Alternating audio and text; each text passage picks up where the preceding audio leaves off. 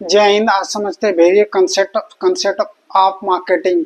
Various concept of marketing को चार भागों में डिवाइड किया गया है, तो अभी यहाँ पे तीन भागों के बारे में पढ़ेंगे। सबसे पहले पढ़ते हैं कि इसमें द प्रोडक्शन कंसेप्ट, और सेकंड है प्रोडक्ट कंसेप्ट, और थर्ड है द सेलिंग कंसेप्ट। ये तीन भागों, ये तीन पार्ट्स है, एक एक और पार्ट्स है, तो चार पार्ट्स में इसको डिवाइड किया गया है वेरियस कंसेप्ट ऑफ मार्केटिंग को। तो आगे सबसे पहले एक एक पॉइंट को समझते हैं कि पहले पॉइंट पे क्या है। तो प्रोडक्शन कंसेप्ट हम समझते हैं कि इसमें पहला अच्छा माल। हमको जब भी हम उत्पादन करते हैं तो उत्पादन करने के लिए हमको अच्छा से अच्छा माल को, प्रोडक्ट को अपने बनाना चाहिए।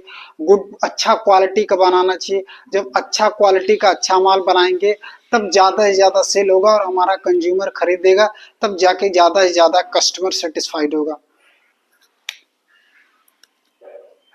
न्यूनतम मूल्य, हमको अपने माल को जब अपने माल को हम मैन्युफैक्चर करते हैं तो कम से कम, न्यूनतम से न्यूनतम उसको प्राइस उसका रखना चाहिए, ताकि हमारे पास जो मासेस है, मासेस ऑडियंस है, मासेस कंज्यूमर हमारे पास आए, ताकि ज़्यादा से ज़्यादा हमारा जो प्रोडक्ट हो वो सेल हो। अधिकतम विक्रय, हमको अपने प्रोडक्ट को बनाने के बाद ज़्यादा से ज़्यादा अपने प्रोडक्ट का सेल करना चाहिए। जब ज़्यादा से ज़्यादा प्रोडक्ट का हम सेल करेंगे तो ज़्यादा से ज़्यादा हमारे पास कंज्यूमर भी होंगे और ज़्यादा से ज़्यादा हम प्रॉफिट भी।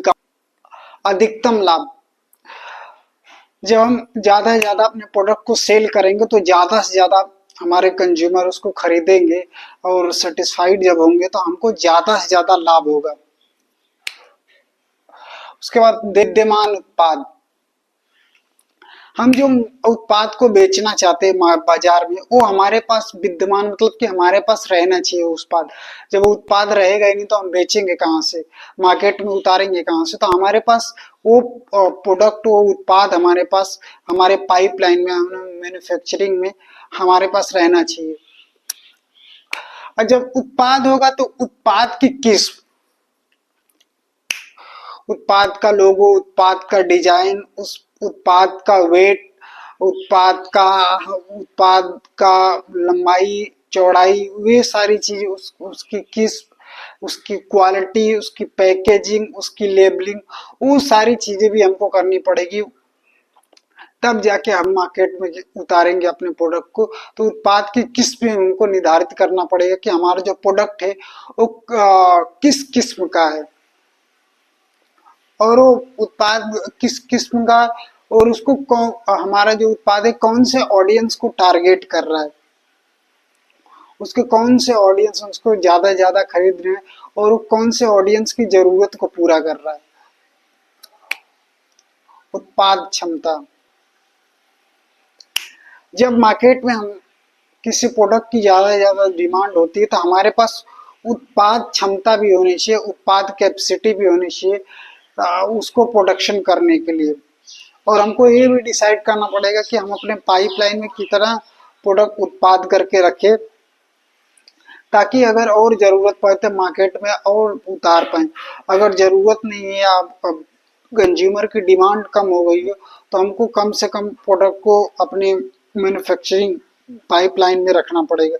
तो हमको ये भी उत्पादों में सुधार, हमको डेली बाय डेली अपने उत्पाद जो हम मैन्युफैक्चरिंग करने के बाद अपने उत्पाद को मार्केट में उतारते, तो हम अपने उत्पाद में भी, अपने प्रोडक्ट में भी डेली उसके क्वालिटी में हमको हमेशा सुधार लाना चाहिए।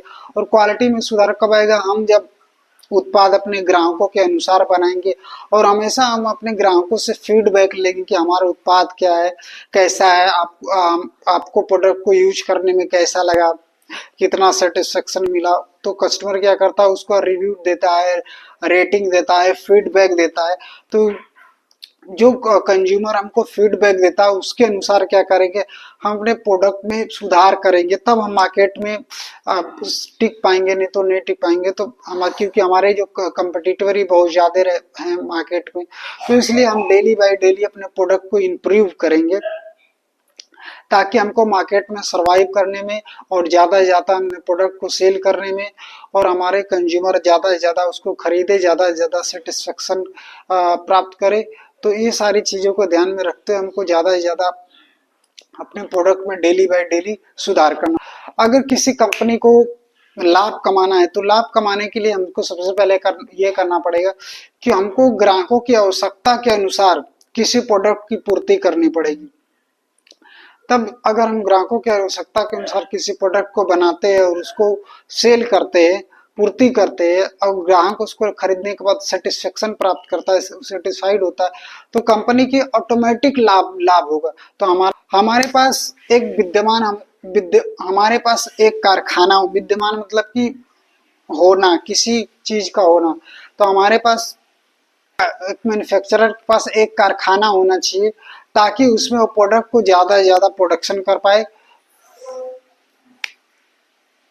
विद्यमान उत्पादों का निर्माण, जब एक मैन्युफैक्चरर के पास एक कंपनी होगी तो उसमें क्या है, ज्यादा से ज्यादा वो विद्यमान उत्पादों का निर्माण करेगा, ज्यादा से ज्यादा प्रोडक्शन करेगा। जब ज्यादा से ज्यादा प्रोडक्शन करेगा, विक्रय संवर्धन के बनाने के बाद अपने प्रोडक्ट को क्या करते हैं, मार्केट में विक्रय करते हैं और उसकी मार्केटिंग करते हैं। संवर्धन मतलब मार्केटिंग, ताकि ज्यादा से ज्यादा लोग उस प्रोडक्ट को जाने और खरीदे। विक्रय के द्वारा लाभ, जब हम अपने प्रोडक्ट को सेल करते हैं तो ज्यादा से ज्यादा विक्रय के द्वारा हमको लाभ होता है। द मार्केटिंग कंसेप्ट, विपणन अवधारणा, भावी हमको क्या है, जो भविष्य में और भी हमारे ग्राहक जो न्यू कस्टमर है उसकी आवश्यकता और इच्छा के अनुसार हमको प्रोडक्ट को बनाना चाहिए और उनकी आवश्यकता की पूर्ति करना चाहिए। तब जाके हम जब उनकी आवश्यकता की अपने कंज्यूमर की आवश्यकता की हम पूर्ति करेंगे तब हमारा प्रोडक्ट ज्यादा से ज्यादा सेल होगा और ज्यादा से ज्यादा हम लाभ कमाएंगे और मार्केट में रह पाएंगे, टिक पाएंगे। तो हम कंपनी का उद्देश्य होना चाहिए कि हम अपने प्रोडक्ट को जब भी मैन्युफैक्चर करें या बनाएं तो अपने कस्टमर की आवश्यकता और इच्छा के अनुसार इसको बनाएं। कस्टमर सेटिस्फेक्शन,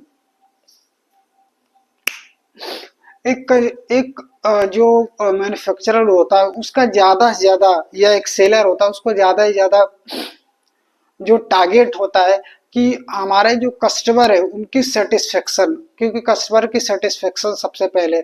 जब कस्टमर सेटिस्फाइड होगा किसी प्रोडक्ट को लेके, उसको खरीद के, तब वो जाके और रिपीट उस प्रोडक्ट को खरीदेगा। तो हमको ज्यादा से ज्यादा हमारा टारगेट होना चाहिए, लक्ष्य होना चाहिए कि जो हमारे कस्टमर है उनको ज्यादा से ज्यादा हम सेटिस्फाई कर पाए अपने प्रोडक्ट का यूज करवाने के बाद। जब हम ज्यादा से ज्यादा सेटिस्फाई कर पाएंगे तो हमारा ज्यादा से ज्यादा सेल होगा।